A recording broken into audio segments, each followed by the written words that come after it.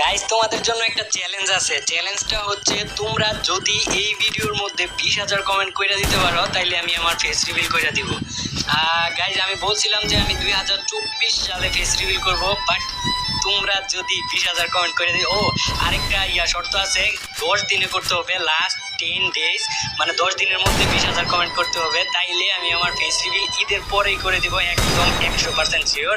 আমি কিন্তু কথার খিলাপ করি না, তোমরা যদি পারো তাইলে কইরা দিব। ওকে।